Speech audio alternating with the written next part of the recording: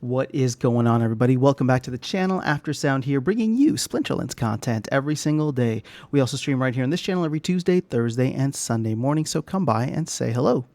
All right, guys, Papa Bear here in the house, but I wanted to do a little something for all of the SPS bulls out there that think that we're going to hit some crazy valuations in the future.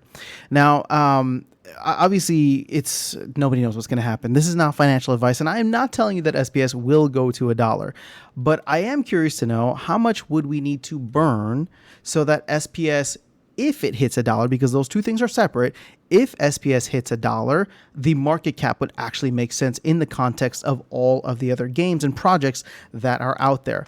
Now, you know me, I mean, burning is cool, but it's just a marketing term. And yes, at the end of the day, you can constrict supply as much as you want, but if demand is not there, price will not go up. So we will need a combination of both things. And so obviously we're hoping that the demand will come in with all of the DEC syncs, all the SPS utility that the team has planned in the future.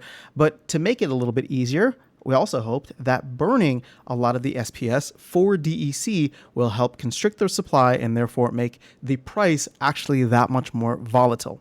So we have a little bit under 1 billion SPS that is currently in circulation, right? 992 million.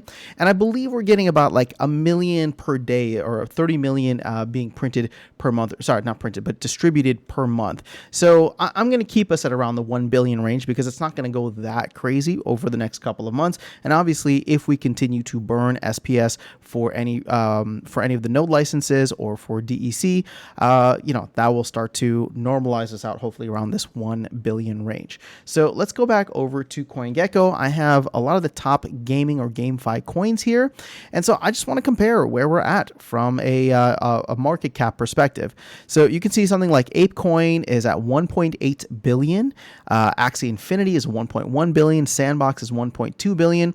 So actually, in this case, if Splinterlands, right, were to be on the same level in terms of overall value to something like ApeCoin, Sandbox, or Axie Infinity, or more specifically Axie Infinity and Sandbox, since these are closer to the 1 billion range, we could actually get there. $1 with 1 billion tokens is going to be a $1 billion market cap, right? So if we were at that level, then we'd be able to get it with the current supply that we have. But Axie Infinity, Sandbox, ApeCoin, they have way more hype than we do, way better marketing than we do, and just a larger community, and they're on bigger, better chains, right? So specifically Ethereum, or Axie Infinity, I believe, has gone over to the Ronin chain, or bridged over to the Ronin chain. So if we go a little bit further down the line now, there's a couple here that I wanted to take a closer look at, since they're kind of in the same range of where we could potentially shoot for. And that would be Gala. We get a lot of comparisons to Gala because we have the same or similar node license structure. There's also Steppen, which is a popular move to earn on, it's not just on Solana anymore, but see, Gala's at 300 million. You got Steppen at 250 million. And then Illuvium, everybody's super hyped on this. This is just under 200 million. So obviously, I'm looking at this in a vacuum. In terms, if the entire market goes up and SPS starts to go up, then everything would go up.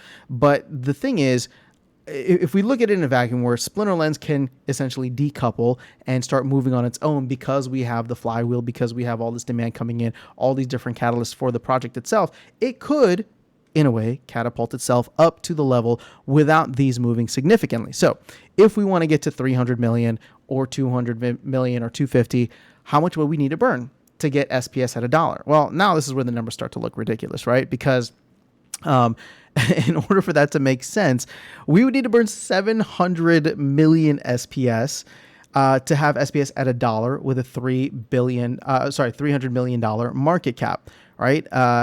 Meaning we need to burn 70% of the current supply, or 75%, or 80%. So again, this is not to say this is exactly what's going to happen, or this is the only way that it can happen. In fact, I would say that comparing it in this vacuum is very improbable. But the point that I'm trying to make here is that there's a lot a lot of SPS that we would need to burn to or burn through in order to get the value on par when it is at $1 to the same market cap as Gala, Steppen, Illuvium, or I mean, even some of these other projects here, right? Let's see, I've heard of Alien Worlds, Avagachi. These are all in the 70, 80 million.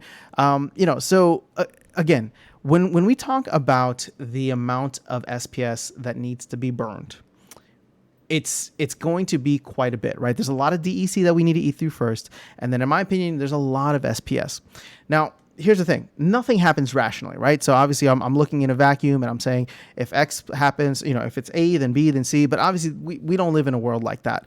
So what could happen is that you get these crazy moments where the market just gets way hotter, or a specific project gets way hotter than everything else on the market. And the market will either react to that, the market will ignore it, and who knows, right? So we could get to a point where, we start burning a ton of SPS. We're still at like 900 or 800 million tokens, and SPS just shoots up. But then you would probably know that if we are, if SPS has a market cap of like 800 million and it's doing way more, way bigger than Gala, and we're just not really at that level yet, you'd have to start questioning your sanity of, okay, well, is this a euphoria phase, right? Are we too hot right now? Should I take some off the table?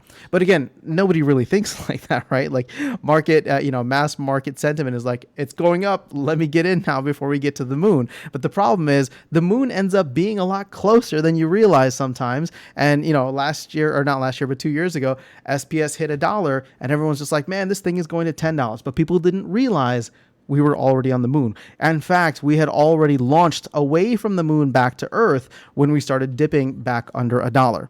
So again, I don't know, maybe this wasn't the bullish video that people were looking for, but there's a lot of SPS out there. And I think I just wanted to point that out.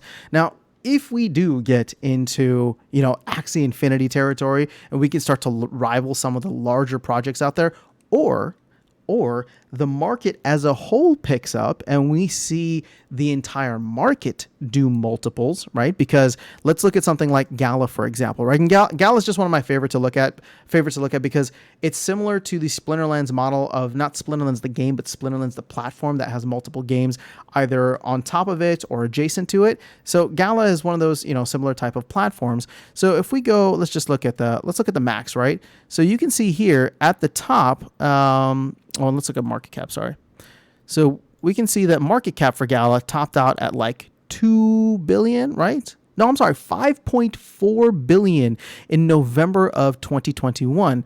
Obviously, things have been on the downtrend for it since then, but that's the entire market. I think you can overlay any project in crypto over the last 5 years or whatever this is, or last couple of years, and see that they look very, very similar. So, for Gala to go from 300 million to 600 million, 900 million, for that to do a 2x is possible, right? And then all of a sudden, now we're not chasing a $300 million market cap. We're looking at a $900 million market cap with 1 billion tokens. So we'd only need to burn 100 million of them, and we would kind of be at that same level if SPS were to hit $1.